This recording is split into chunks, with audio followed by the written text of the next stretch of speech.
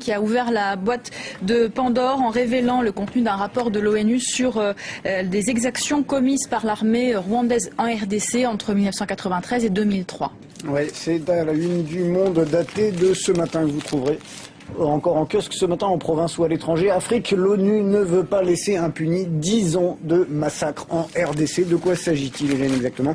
Le rapport que vient d'établir le Haut Commissariat des Nations Unies aux droits de l'homme est accablant, principalement pour le Rwanda voisin.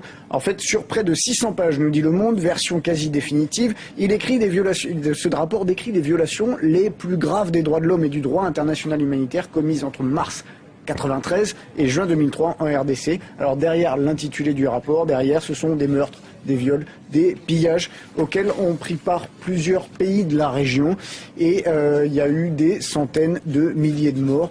Autant de crimes qui ne sont, nous précise Le Monde aujourd'hui, pas passés en justice. En fait, depuis plusieurs semaines, précise Le Monde, Kigali, la capitale du Rwanda, essaye de bloquer, d'étouffer ce rapport complètement parce que c'est très négatif pour Paul Kagame. Pourquoi c'est très négatif? Parce qu'en fait, donc, les faits imputés remontent à la première guerre en RDC en 96-98. À cette époque-là, beaucoup de camps de réfugiés Hutus sont en RDC et les troupes du Rwanda vont aller sous prétexte de guerre sur place pour les détruire. Alors, et la presse, bien sûr, en RDC réagit à cette annonce et à la publication de ce rapport. Oui, bien sûr, et pointe du doigt Paul Kagame, le président rwandais. C'est ce que nous dit le journal Le Potentiel. Crime de guerre en RDC, Kagame, le dos au mur. Est-ce la fin de l'état de grâce pour le Rwandais Paul Kagame?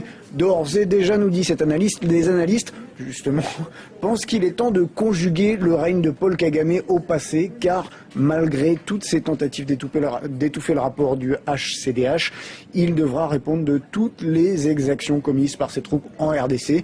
Et l'analyste du Potentiel précise, il faut noter ici que le Rwanda n'est pas le seul pays indexé. L'Ouganda, l'Angola, le Burundi, entre autres, sont cités et des faits précis sont expressément mis à leur charge.